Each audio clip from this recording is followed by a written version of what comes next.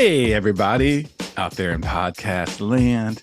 Thank you so much for checking out Matt and Dwight Just Might, a podcast about two Midwest-based comedians who are also based and their attempts to figure it out as they make their way through comedy and life and everything that falls in between those two big topics. I'm Matt alano-martin. I don't know what this energy is I'm bringing today, but I just thought I'd switch it up a little bit for the intro. I'd love it. I'm a big fan. Thank you. Did you hear? Did you see my face? Yeah. When you said, "Hey, everybody," I was like, "Oh, yeah, okay." It's doing something different. I know. Yeah, we turn it up. With me as always, Dwight Simmons. Dwight, how are you today? I am good, man. I am good. It is a solid day. I have fully recovered. Last week, I got my flu shot and COVID booster. Okay. Same day, same arm. Ooh, And, they didn't even switch up the arms? They did offer. Oh. They did offer, but I figured I'd want like one functional arm. Okay, that's gets into the strategy aspect of it. Do you want equal soreness, or do you want at least one arm for, I don't know, what was that motion you were doing? Well, I was going to say I had a long drive on Saturday and Sunday, but I did this thing. Yeah. Your energy's got my energy all over the place. So now we don't know what's going to happen. Yeah. No, you had a long drive, and you have that ship's wheel in your car now, like that giant wooden wheel. That's how you steer, Yeah, the 2012 Toyota Prius, baby. Yep. Mm-hmm. Yep. You gotta customize it a little bit, Pimp my ride. So was your one arm just like completely shot since they did both of them in one arm? For like a couple days. It was like it was super sore, but I didn't have I went with Megan and we trauma bonded together on Friday. And super easy. Everyone should do it. Yeah. But I just took my brother to get his last night, and even with a very understaffed pharmacy at the Kroger, it was very chill, very easy. It just took a while because there was not a lot of people working. But I think it's interesting you did yours right before a weekend of shows. I'm gonna do mine probably Sunday or Monday, where I know that I have a couple of days off. Right, but it didn't. So the flu shots never hit me like hard. Okay. Like Megan felt it immediately, like fever and everything. I was like, oh no, before she left the store. Yeah, she's like, they're like, wait 15 minutes, and we're like, no. But yeah, I didn't like. It is bold, but like you have to like try to time it out, especially if you're performing every weekend. I just don't like. I could just make that excuse until December when it's too late and I'm around my family. Right. Yeah. So, I went for it, and good. Hopefully, I've already had a cold this fall, and hopefully we're done with that shit. So fingers crossed. Yeah. If you already had a cold, do they give you a discount on the flu vaccine? If you're like, yo, I already got some antibodies in me already. Like I already. Yeah, I don't push it fully in now. Yeah. Don't try to kill me. They did. So we went to CVS. We got a $5 coupon off of a purchase of $20. So they're really trying to get people in there. I don't know if they're trying to be brand loyal, but they're giving away free money. All right. There you go. Yeah. Not quite the Biden bucks, but yeah. but this election cycle, vote CVS. That's what we're saying. They're really looking out for the common man, the common woman, the common non-binary. They're looking out for everybody. I don't know if they're doing all that, but I don't think they've gone public with we stand with everybody. They didn't go full Target. The LGBTQ plus rainbow, let's piss off everybody. They're just trying to slang some dope. Okay. Just like this podcast, we're sponsored by Pfizer and Moderna, apparently, as we open it up. Yeah. We want to be transparent. This is all about, yes, comedy is fine and life is fine, but really in between those two, it's all about pharmaceuticals. And that's what our passion is. That's what we're here. So you had some shows. Tell us about those shows. Like you went to, you had the dead arm. Did it affect your stage? Well, I was a little silly in Michigan, but I saw you on Thursday. You did my show here in Indianapolis. Yes, Koogman House. It was decent. You were amazing. The show was fine. As a showrunner, I'm like, it was decent. And in terms of turnout, sound, there were just like some behind the scenes things that Okay. were very frustrating. I mean, I had a lovely time. Yes, you I were had a great. lot of fun. I had a lot of fun up there. I thought the show was good. The sound was a little weird because it was one of those situations where instead of having a directional PA, it comes through the house system. So like overhead speakers, so which aren't really designed for comedy. Like No. anytime you've been in one of those situations, it's never great. But I thought watching the rest of the show, I could hear everything okay, and I even have hearing loss. So I mean, you guys got it tweaked in pretty good, I thought. No, I had a good time. I don't know why you thought that was. I mean, it's not up to your standards, I guess. You had a great time, and my mother-in-law bought a shirt, which I missed. I missed that she did that, and I was like, oh, yeah, I charged her $1. Like, cause like, yeah, she like, I was just gonna give it to her. Yeah. And she's like, no. And she gave me her credit card. And it's like, well, now I get to type in whatever. And so I just typed in the $1 and processed it and then handed it back. And she saw it that it was only $1. And she was like, no. I was like, oh, it's too late now, you know. Well, speaking now of which, she's spiraling because she feels guilty that she's not supporting the arts. And she wants to send you $24 more. So. No, it's totally fine. No, just send us 24 more listeners. That's what we want. That's what we share the podcast. Yeah. No, they were delightful. It was very nice to meet them, both her and your father-in-law. And but it did. That was me using the power for good. I don't think I talked about this, but the weekend before, when I had like the 2 tables of drunk white women that I had to deal with or whatever, did I talk about how the worst offender came up to buy something and just handed me her credit card without asking me how much a shirt was? And I thought, oh, I could just type $200 in here. Yeah. I could just process this. So I just used that same logic, but for good with your mother-in-law. I was like, well, you're just putting the power in my hands. Then I'm just going to make this $1. And so it was very sweet and kind of you, but no, of course.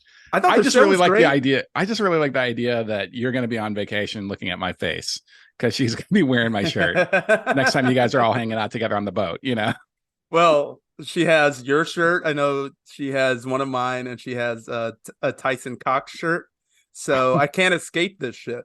What is the Tyson Cox shirt? I haven't seen Tyson's merch, I don't think, for a while. I can't remember. I think it's his face, but okay. Does she have a David Brooks I Heart Whores merch? Does she have any of David's merch? How supportive is your mother-in-law? Is she willing to support even though, you know, like she may not agree with the message on the merch? I don't know. Maybe that's a good stocking stuffer just to test where everybody is this year. Yeah. Well, I thought it was funny because one of our favorite places that we go to as a family is New Orleans, and the artist that designed your shirt and also my logo is Laura Sanders from New Orleans. So I thought that was very interesting that I haven't told her that yet, but she's gonna be like, oh, it was meant to be, and then she's going to hand me $24 to give to you the next time. She's not gonna let it go. Okay, all right.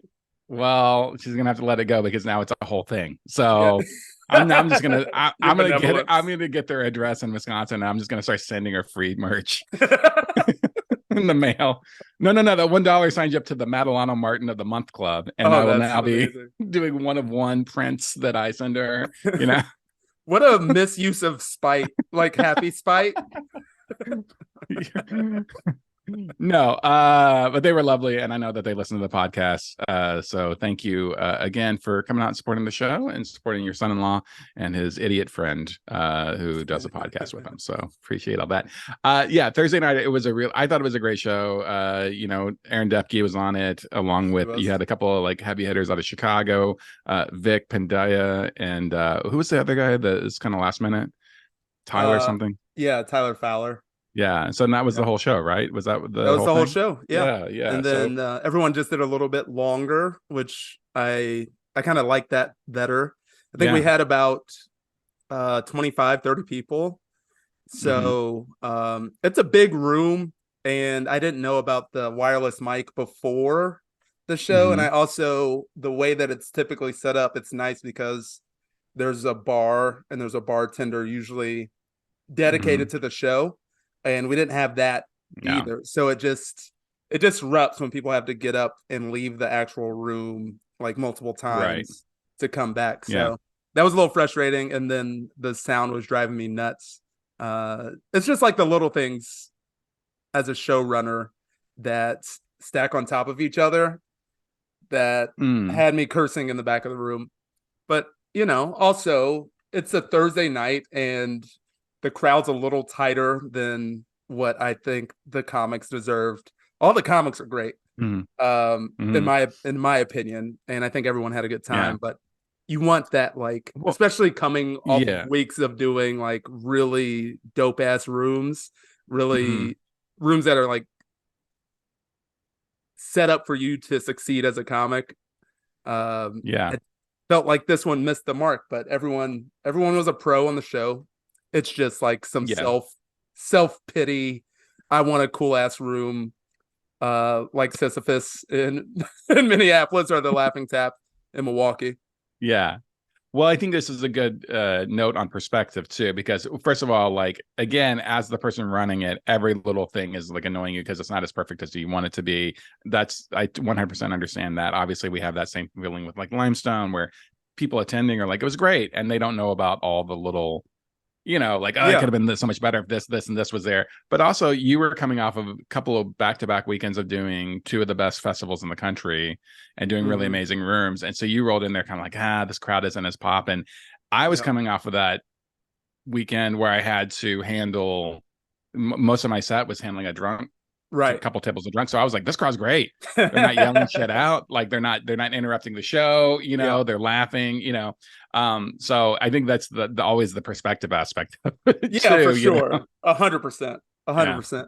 Yeah, that's a big part of it. And also I just, you know, things that you want to be able to control, like sound. You can't treat trivia the same way you treat comedy, basically. Yes. You know, like that sound setup works for trivia or music or but yeah, it's fine. It's fine. It was fine. And then we got the shots on Friday morning, the day after the show. Was a little hungover as we stumbled into CVS. Turn down the lights. It's bright in here. Had me in the arm twice. And then Saturday went to Bay City, Michigan. And Megan was able to come with me to that as well. And I did a brewery called Reed City Brewing. And then I saw the way that show was set up, and I was like, oh, I'm doing all right. My show was fine. Maybe I do. You're like, my show has a microphone. Oh, that's all right. I could have done the one in Bay City a cappella. It's tiny, which I love those rooms. I love those rooms. Yeah. But we passed, like, driving through this little Michigan town, we passed like 3 thin blue line flags, and I'm like, here we go, baby. Here we go. And the show started at the kickoff of the Michigan and Michigan State game. So like going head to head, just as part of the festivities, you know. Yeah, you know me and my luck in Michigan. Why not? But yeah, it was fine. The show was fine. I had fun. Sold some merch. That's about an hour, and then we went to a pumpkin patch on Sunday. Okay, that's spooky season. How much time did you do at the pumpkin patch? Did you? Luckily, roasted those pumpkins. Luckily, we ended up getting 3 pumpkins, and look at your dimpled ass. Ain't nobody gonna carve you. Looking like Edward James almost in a gourd form. What's you doing? The guy that can't turn it off. Yeah. At the pumpkin patch. Oh, your ass! And then we just ate up. And then we pan the camera out, and then there's Megan just like pulling a flask out, drinking like, yeah, like my husband everywhere I go with him. I will say. So you guys went and got 3 pumpkins. Okay, that's good. Thank God we were in the Prius, because we would have gotten more if we did not run out of space. Like, we got a hay bale, and I did not know hay bales they span the size of the freaking car. So luckily we ran out of space Could not get any more pumpkins, but we're festive on the block here. We're ready for spooky season. Yeah. We ready? Now, does your street do it up? Do you feel pressure to decorate the outside of your house for the holidays because your neighbors do that sort of thing? Not like our neighborhood as a whole, not our street. There aren't that many kids on our street. There are some kids, but not that many. But right next to us, our neighbors don't really do anything. So I feel like any little decoration you get makes it pop more. Yeah. Because last year kids were like, is that house even serving candy? Are they giving out candy? And then we would just be there with no decorations, no porch lights. Like, yeah, come on up. Come on up. Get closer to me. Yeah. It's unwrapped. Your attack. All our candy's unwrapped. Stick your hand in there. Get sticky. With your attack Dachshunds ready to tear these children from limb to limbs. That's no fear right there. Are they Dachshund or are they Chihuahuas? They're both? Chihuahuas. They're Chihuahuas. Okay, sorry, I couldn't remember. I just knew that they were very small and a little yappy. Give me a little yappy. They're a little yappy, but they're old. They don't yap for long. Yeah, they run. They don't have the endurance to yap for very long because they're so old. They're like, yap. All right, I'm gonna take a nap now. I'm sick of this shit. Yeah. Protect your own damn house. We really don't do much because just no one ever trick or treats on our street. Like we're really close to a very nice neighborhood, and so everybody just goes over there. So over the years, Denise and I were like, "What's the point of even doing all this shit?"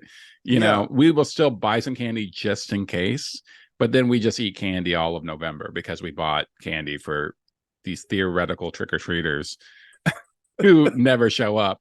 So then you end up giving it away at comedy shows. You're like, I don't want to get this candy out of my house. Well, we send it to Denise's office. So it just kind of goes into an office pool of candy, which I think a lot of people that work there do that. They're like, I want this out of my house. So I'm not eating 8 pounds of chocolate, so it just goes into a community fund at her office. I will say that the decorating the house though, as a young couple, is definitely a cool move. I was leaving my friends Birch and Ann in Louisville. They're very into Halloween. It's a big thing for them, and their house is done up really nice, and it's well done and tasteful. It's just they did a good job decorating their house for Halloween.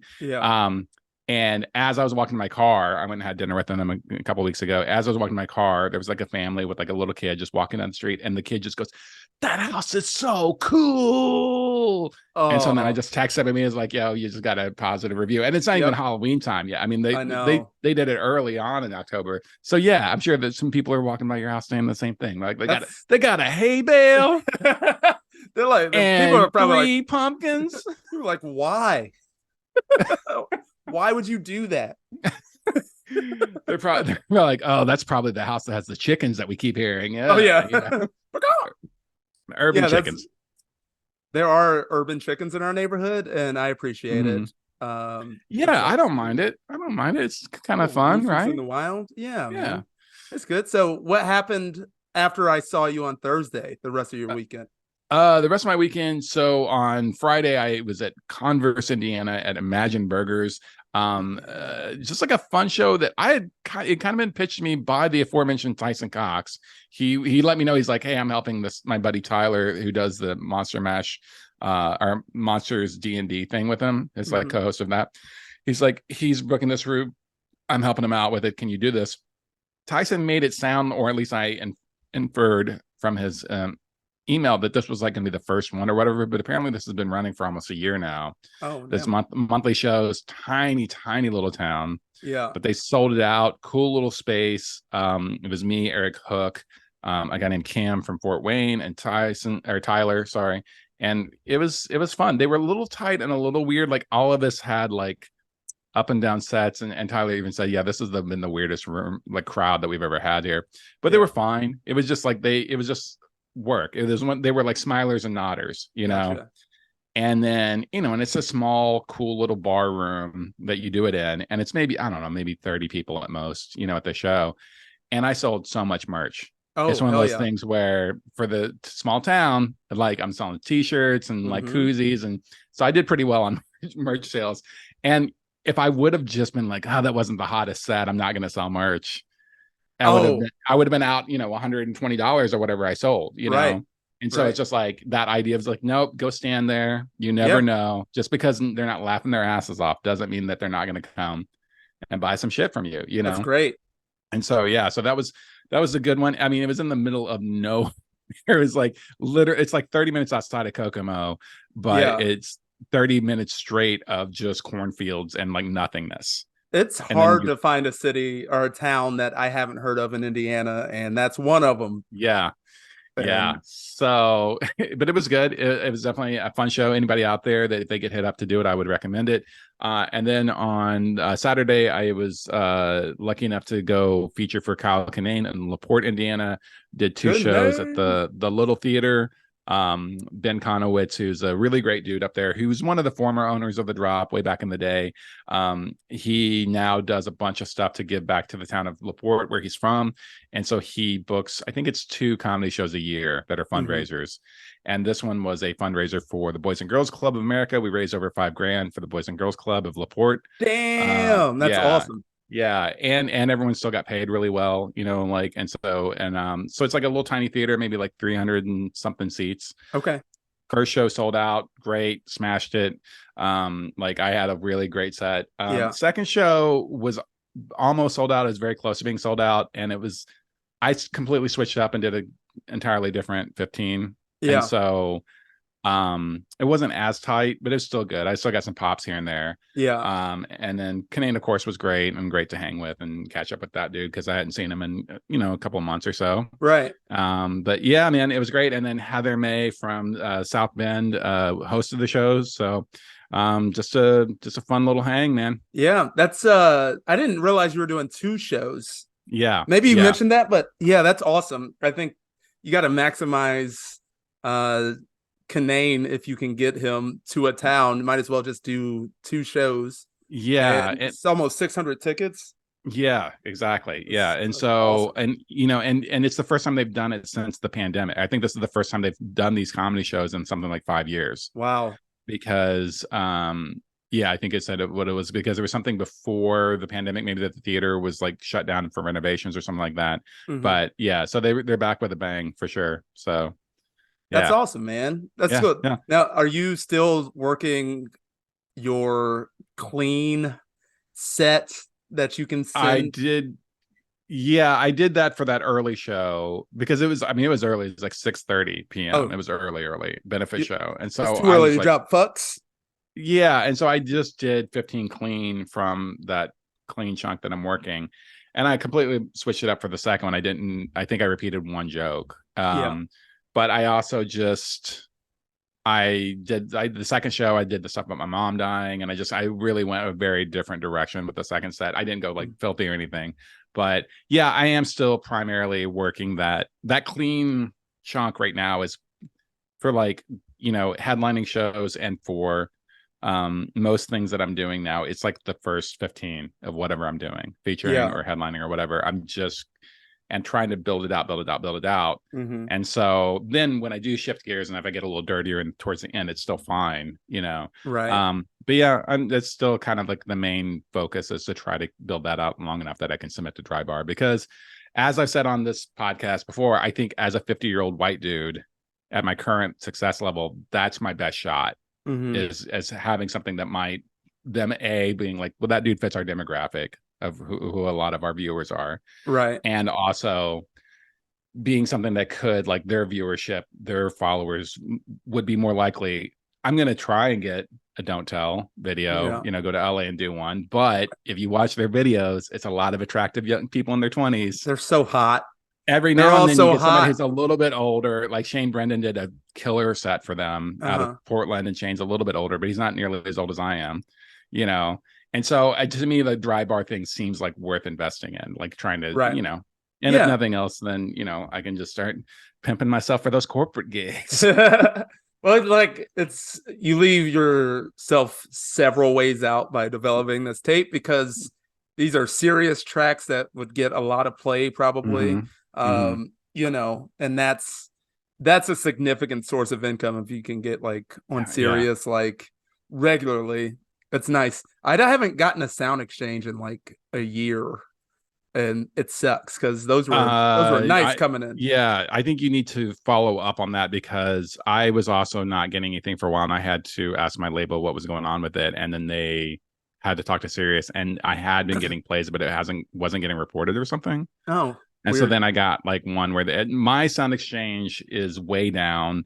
And I'm sure we've talked about this in the podcast before, but there was this big thing where everyone's stuff got yanked off of Sirius XM and streaming, and then they thankfully, thanks to Dom at God, why can I not think of that label now? Is it not Golden Voice? No, Blonde Medicine. Blonde Medicine, yeah. Dom at Blonde Medicine basically unfucked that entire situation for everybody, not just his label, but for all the labels. He's the one who basically talked Sirius into letting people back on. Yeah. And gave us the legal path to do that, right? He had to sign some paperwork, but since getting my stuff added back on, it's like a fraction of what I used to get. Yeah. Like I used to make regularly $800 a month from my Sirius XM plays, and now it's like $150 to $200. Right. And when I was having brunch with Jackie Cation a couple of weeks ago, same situation with hers, just you inflate those numbers up because she's a much bigger comic. But hers was the same thing. She's getting a fraction of what she used to get. Right. So she just there's something. I think she did just a recording of old bits and just sold it to them exclusively. And I think I think that was done. Yeah, and I think that was also done by Blonde Medicine. I think Dom did, if I recall correctly, somebody did that thing where they literally just recorded her set at Comedy Club on State. And clipped it up, put it into individual tracks, and resubmitted it like live from Madison or whatever. Right. Not caring that it was old bits that were on other albums. Yep. And so, Love it. Yeah. So I would definitely be down for that too. If I had someone that, had a little juice or whatever they could get. I'd love to have my old jokes on there.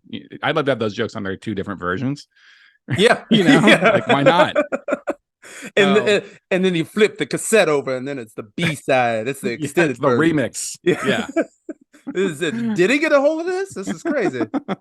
But yeah, so I'm gonna keep working on that through at least the end of the year. I'm gonna keep trying to build that set out to where I feel like it's a 25 minutes that I can submit to Dry Bar, and and it's fine. I'm having fun writing these clean jokes, not a lot of there's not a lot of keepers. There's a lot of kind of one and dones, like, yep, that's not really something but I've got a couple things. And I've got a couple like topics that I'm like, okay, I need to really do the work and try to mine this for more, rather than just the one joke idea that I had that came to me delivered from the muses that worked. Right. And I think I'm sure I did this at your show, but I talked about how on the morning of my 50th birthday, I woke up with a huge zit on my face. Yep. Right. And it's a very short joke. It's super fun. It's been working like pretty much everywhere I go. Self-deprecating. It's cutesy. Yeah. And I was like, oh, I need to really dig into more of this idea of turning 50, like really. So that's kind of like the structure that I'm kind of going for, which is a very Dry Bar structure. I will fully admit this. I'll fully admit that is catering to them. Give the market what it wants. Yes, and that exactly. Market wants this. Yeah, they want gentle jokes about getting older, and sobriety, and so sobriety stuff. Yeah, you just have to give your life to Christ, to a very specific version of Christ. Yes, very specific. Yes, but more wives. Yeah. So I don't know if that's a selling point, or is it? I don't know. All right. All right. So that's where we were. Where are you going to be? Let's do these plugs. Let's talk about your next weekend. Where you at, dog? Yes, sir. I am in Chicago, Shot City, Thursday, October 26th, doing Dante's Pizza, doing that room, which is very fun. And then driving over to Iowa City, the 27th, that's Friday, Joystick Comedy. I think that show starts at 8:30, but it's on my website. Why would I tell you here? Why would I have that information? Stop asking me questions. I think if people just get the basic idea. Like, I think if someone's committed to come to see you in Iowa City, they'll take it upon themselves to get the time, Yeah, I don't have to be so and the specific. address of the venue, and things like that. Drop the website and like the maximum capacity. http:// like give us the full Eventbrite ticket link right now in audio form. Like, this is a bad plug. Your plug doesn't fit on like an Instagram reel. It's too long. Oh, that's another thing. All right. So then you're doing Chicago, then you're doing Iowa City for Joystick. And then what about Saturday, the 28th? Are you doing anything? Saturday, nope, I'm off. And then coming back home. So, okay. What about you? I picked up a last minute thing. We had talked, I don't know if we talked on air or after we finished recording last week about how Bark Entertainment has changed their booking practices. They're now doing like this web form type thing. And I sent mine in and immediately got a booking, which is cool. Nice. Yeah. So I got a last minute thing. I'm going to be featuring at Skyline in Appleton, Wisconsin, this Friday and Saturday, the 27th and 28th. Nice. And I saw who it was, but I forgot already. I didn't recognize who they were, but you know, I'm sure they're great. They look very nice in the picture, and then I'll be on right before them. So that's how that will work. That's how that works. Yeah, that's dope. I'm glad that worked out for you. I like that. Yeah, I like a rapid refund booking. Those are the best. You send it, and they send it right back. You'll take that. Yep. I'll take it, man, every day. That's fine. But yeah, that's where I am. And then I'm trying to think if there's anything really looking forward. I got some East Coast dates the following week. I'll be in Pittsburgh and then Newport News, Virginia. But yeah, this is one thing I do want to plug because I feel like a lot of our listeners are probably in the Midwest or the ones who are more familiar with us and our work and more likely to come see us or based in the Midwest. But on Saturday, November 11th, Brent Terhune and I will be co-headlining the Comedy Cabin in Janesville, Wisconsin. Nice. One show only. We're going to be the late show. There's a showcase, a local showcase early, and then we are like the 9:00 show. So that would be dope if people would come out to that. Milwaukee's a great city. I'm sorry, not Milwaukee. Janesville is a great city. Janesville's kind of halfway between Chicago and Milwaukee. So if you are a Milwaukee person or Chicago person and you don't mind like a quick 30-40 minute drive to come out and see me and Brent, that'd be great. I've heard great things about this club, so I'm very excited to get in there. Hell yeah, that'll be fun. Yeah, I've only heard great things, and working with Brent's always a treat. It's a delight. Yeah, and ticket links for that is already up on my website. So nice. I meant to ask you. Well, I was going to tell you that my show on Saturday, it's like they don't really host, so it's like it's a company. They book a bunch of rooms in Michigan, but they have like a staff that goes and runs the shows and just does like announcements at the beginning. But and then also, it's one comic, just you by yourself. No. There's a feature. Okay, but they do the announcements and then they do a merch pitch for the merch they're selling after the show. For the bar's merch. No, for this comedy company's production company's merch. Yes. And then they bring up the feature. Is this company run by Shanda's Song's dad? Deep cut. Yeah, because Shanda's dad will do a merch pitch for his band's t-shirts at the comedy shows that you do in their hometown. Oh man, even though the band is not playing, but I think that's the cost of using his PA. First of all, her dad's awesome. Her dad's a fucking great dude, super fun, super supportive. But yeah, they will be selling his band's t-shirts at this comedy show that has nothing to do with his band other than the fact that we're using their PA. It always cracks me up. Yeah, it's so funny. It just goes to show, like it does not matter what you sell or how you sell it if you go and do this in these small towns because they sold some merch. That's the crazy. If they didn't sell anything, did they outsell you? Did they?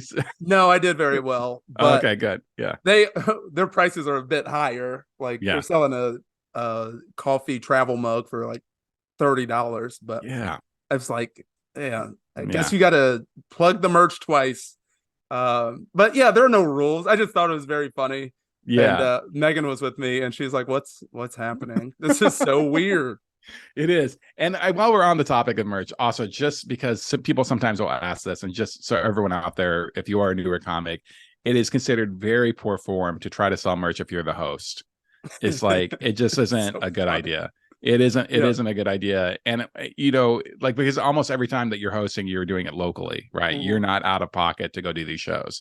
Mm-hmm. And so it's generally considered a bad idea. Yeah. And even then there's rules. Like, I asked Kinane, hey, is it okay if I sell merch, even though as the feature Right on this theater show, and I know Ben the booker super well, and I know he wouldn't care. Right. And Kyle made me give him 80%, which I thought was high. But no, he said, of course not. But it's just it's just like, being considerate and respectful to the headliner and everything like that. But just as a general rule, if there's any, every now and then, once in a blue moon, you still see a host that is trying to sell merch. You're like, oh, this is not. Yeah, it's not. It's not it. It'd be one thing if they didn't host. They didn't do any jokes. They just exactly. Well, now that's what I'm saying. They took the place of the host selling merch. They did the inappropriate merch sell. It was because it was piggyback. It wasn't even like feature brought me up. But instead of like, you go to a comedy club and there's the that might be like, hey, check out some merch on their video thing. Yeah. But this is just a human doing it, and it was very awkward in this very tiny brewery. I thought you'd get a kick out of that. Did you? No, I definitely did you drive home after your Converse Indiana show, or did you stay? I did, yeah. No, okay. So I did back-to-back nights of driving after shows, so it wasn't a big deal to drive home from your show on Thursday, but then Converse, I drove home afterwards, which was pretty far. It was like 3.5 hours or so. And then the LaPorte show, I did not drive back because they had given me a hotel room, and also I would have just slept in my car or whatever at that point, because I was just tired, and it was like, I'm not doing another 4-hour overnight drive, kind of thing. Well, you said you were in like cornfield hell, and that just like, I'm always on I don't know, it's always like a coin flip. Do I drive through darkness for 35 minutes? Oh yeah, or just wait until sunrise where I can see my surroundings? Yeah, it's one of those things too where I wasn't going to mention this, but there is something to that. On my way to the show, it had already gotten dark, and I'm just going through the middle of, again, tiny county roads, like through cornfields, and so many rabbits came running out of this cornfield, like a watership down level of rabbits came running out of this cornfield across the street. And it was far enough ahead of me that I could slow down and not hit any of them. Right. But then just as I started to speed back up again, I hit what was chasing them. And like, I did hit a fox on the drive to the show. Yeah. Jeez. And it was just crazy. At first I was just like, holy shit, that's so many. I mean, it was like literally like 12 or 14 rabbits come running across this road altogether, like hauling ass. And then like I brake, and as I get up to a murder a fox speed, then I hit the fox. Yeah. So that was not great. But I mean, also, you're welcome, rabbits. Now you guys can chill a little bit. I took care of it. It's fine. Murder a fox speed. Murder a fox, then go to do a comedy show. Classic, Matt killed twice that night. Sold a ton of merch. Yeah. My God. So, I did drive back. We do have a question of the week, though, and I want to make sure we get to it because I know you have a hard out today, and I've also got some stuff I got to go do as well. So we're going to keep this one nice and punchy. A brand new question asker. We've not heard from this person. What? Which is, I know, exciting. We usually rotate the same 3 people, which is, we love you guys. Thanks for sending in questions. We have a brand new one. This question comes from Shannon Sheehy. And Shannon says, hi, Matt and Dwight. I started listening to the pod after attending my first Limestone Festival this year, which was a blast. Hell yeah. So thank you, Shannon, for coming to Limestone, and thanks for checking out the podcast. Appreciate that. My question for the pod that I'll try to sum up as succinctly as possible. I'm curious about promotion of shows, and if that falls more on the headliner, more on the club, or an evenish split. I've gotten targeted ads from comedians I like/follow for shows around me, both from the comic socials and the clubs. It also seems like a lot of clubs that have minimums will offer free or discounted tickets to shows that aren't selling well to at least bring in money from drinks. I'm sure it varies some based on venue, location, the level of headliner, etc. So, and then I'll go ahead and read the whole email, and then we can break down, because that's kind of like 2 different questions, I think, in there. The question is brought to you by being one of 10 people at Beth Stelling's Friday Late Show in Louisville. Oh, wow. And wondering why that happened. The only promo I saw for the show was organic posts through Beth's socials, none from the club. I Oh, love her okay. and was really disappointed that the crowds were so bad. She gave us an excellent show nonetheless. Thank you. And Matt, I'll be seeing you on November 17th. Thank you, Shannon. Signed Shannon in Louisville. So November 17th, I'll be at Planet of the Tapes in Louisville. So yeah, we'll see Shannon there. Yes. So yeah, I agree. I first of all, shout out to Beth Stelling, one of the best to ever do it. And of course, she's going to still give you a great show, even if there's only 10 people there, because Beth's a pro. And Beth is not a TikTok person who got famous overnight. She did a lot of 10 people shows along the way. So she has that muscle and she can still bring it. Yes. So the promotion thing is very nebulous and it really depends. And I will take a first stab at this. It should be somewhat a joint venture between the comic and the promoter or club, where they both have the interest of having as many people in the building as possible, right?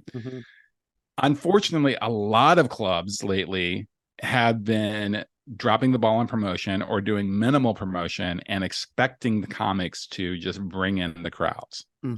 Now, really good clubs don't do this. Really good clubs are still proactive in it, you know. Really good producers and promoters are still proactive in it. But there is a mindset among some clubs and some promoters where, well, I have the thing. It's up to you to bring the people in. But it's really a terrible way to look at it, because 10 people buying drinks and food isn't very much money. And Beth's the kind of comic that has a guarantee.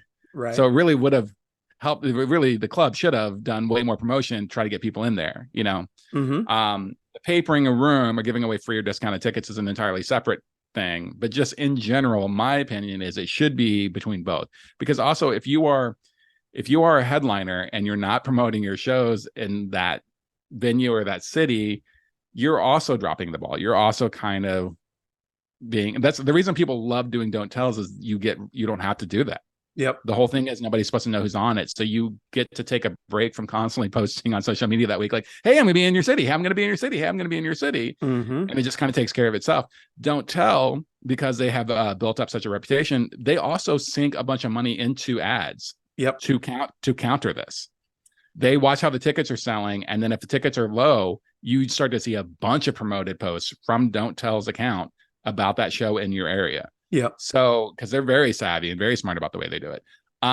So the ideal is it should be everybody, but unfortunately there are certain clubs, and it could also just been like they dropped the ball, or they just thought Beth is just coming off this big HBO special. This is going to be a home run. We don't have to spend the money on ads for this.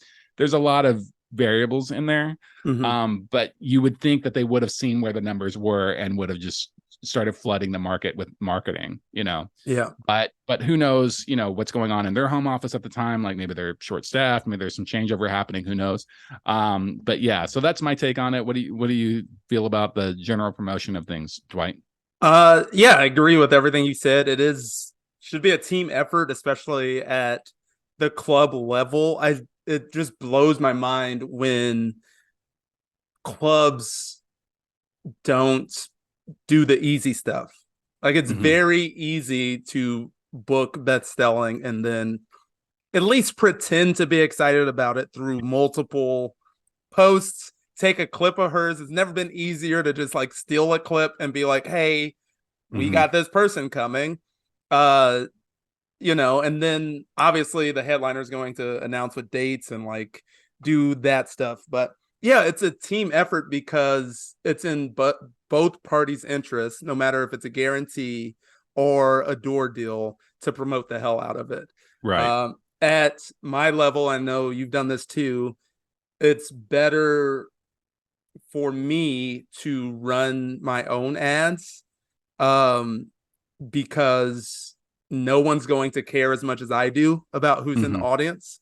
And with ads, like, you can get so specific now with who you target and retarget and try to get to come to shows versus trying to get in front of as many people as possible, which papering the room does. Papering the room just means, you know, I'm going to give away free tickets or buy one, get ones just to get actual human beings in the door to buy food and drinks. That makes sense. That's, you know, there are pros and cons to that. You get, you know, we talk about it all the time. You get people that just came for free, they're already drunk, and they're looking for something to do versus, you know, someone going to see Beth Stelling intentionally. Mm-hmm. I think it's really dope. It sucks for everybody involved, but I think it's really dope and like very high end comedy. It's like almost like masterclass to watch someone work with that few people. Mm-hmm. Oh yeah. It's tough. Like it's, doing showcase sets, 15 minutes, 20 minutes, that's Mm-hmm. fine. But like 45 feels like an hour because you have to work so hard to keep the energy Mm-hmm. bouncing, because when a show's that intimate, you can basically make eye contact with everybody, and you're like dipping Well, in and crowd work yeah, and shit like that. and It's the thing that we're also not talking about this specific example is the Louisville Comedy Club is pretty big. right. She was actually not at Louisville Comedy Club. She was at Laugh Louisville, if I recall Okay. correctly. So I don't want to put this on Louisville Comedy Club. So I think this was Laugh Louisville, which is a new venture there. Yep. And so maybe they're also just kind of getting their feet under them. But from what I understand, it's also a pretty big room. I've not been in it, but I talked to Gabe Kia who did it. I think it's also pretty big. So let's add that level of difficulty. 10 Right. people in a large space, not 10 Right. people in an intimate space. Yeah. It's now 10 people that may not even be sitting remotely close to each other. Yeah, just 10 different tables. It's here's where it gets taxing, because you don't want as a comic, you don't want your entire social media feed to be promotion. So if you're promoting show after show after show after show, your audience is going to turn off. So you have to find a way to counterbalance that. And that's where those crowd work clips come in, baby. Yeah, baby.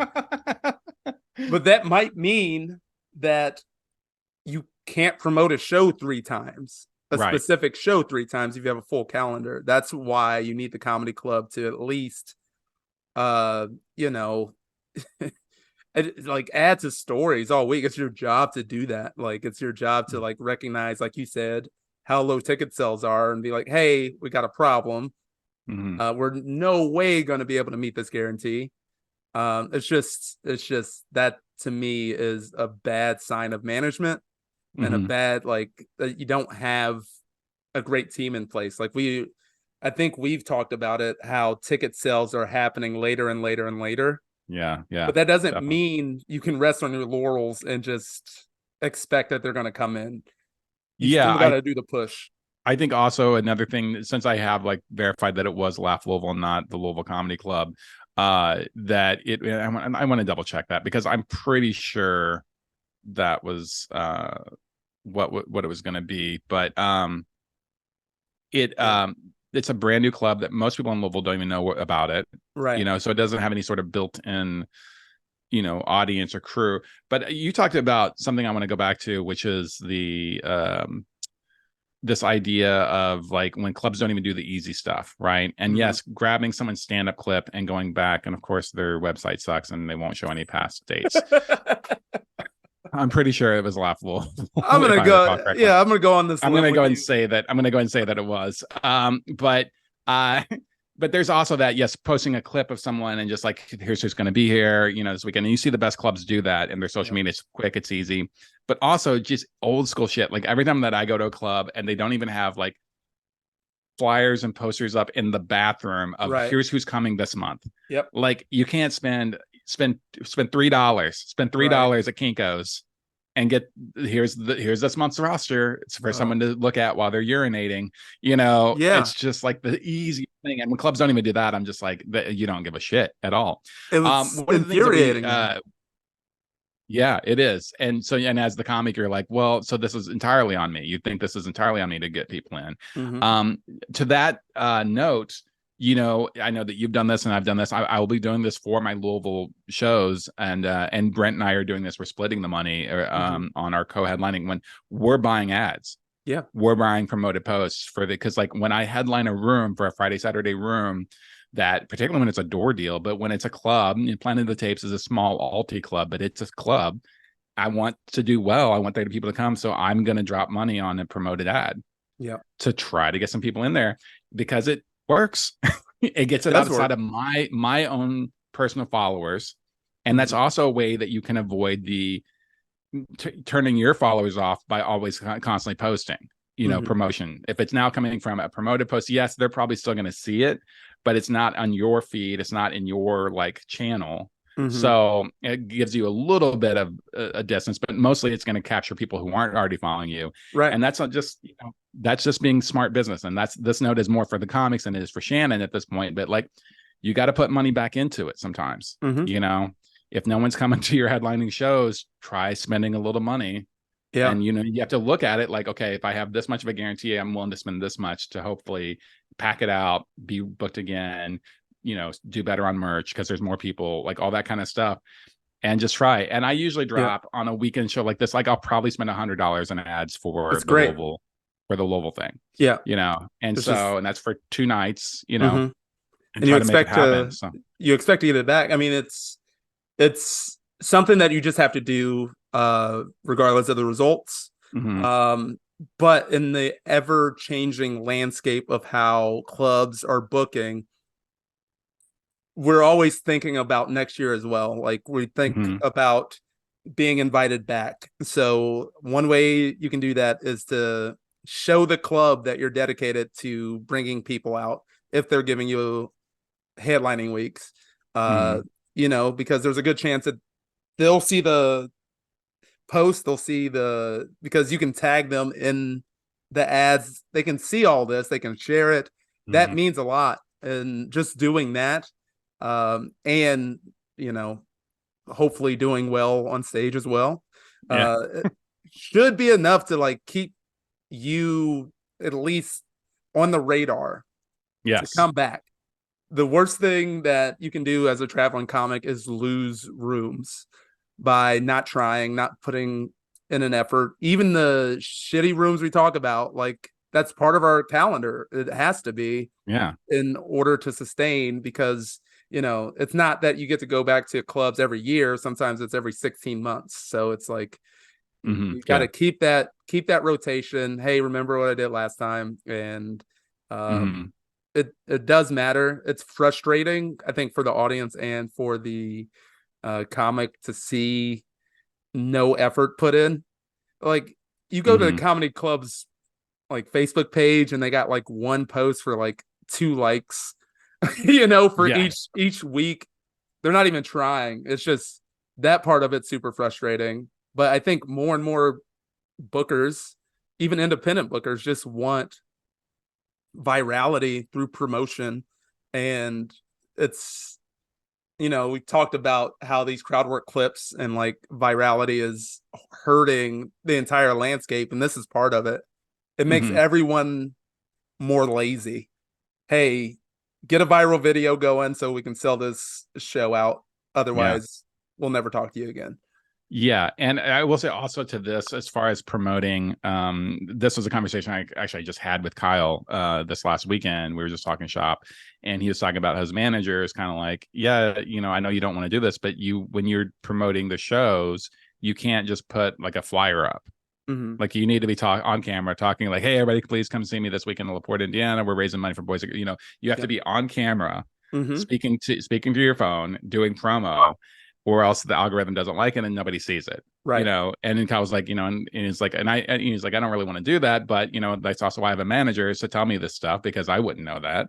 It's like, and so just as a note to all the comics out there, I will throw just a flyer up and put some little scriggly effects or something to it, because I don't always be in my car just like, hey, come out. But I think you got to do that at least sometimes. You got to mix it up. Maybe that's also a way to mix up the promo.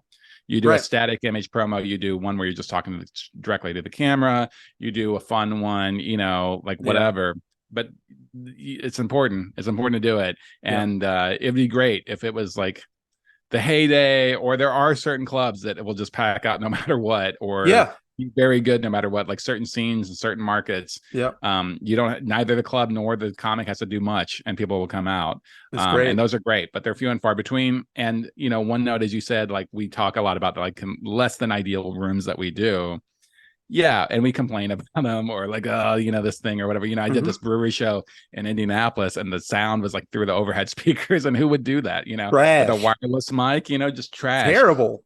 But doing those shows puts money in our pockets, which allows us to do this full time, which is still better than, a bad day in comedy with exceptions, but most bad days in comedy Mhm. is still better than the best day at an office with a boss sure. and doing some soul eating job that you don't want to do.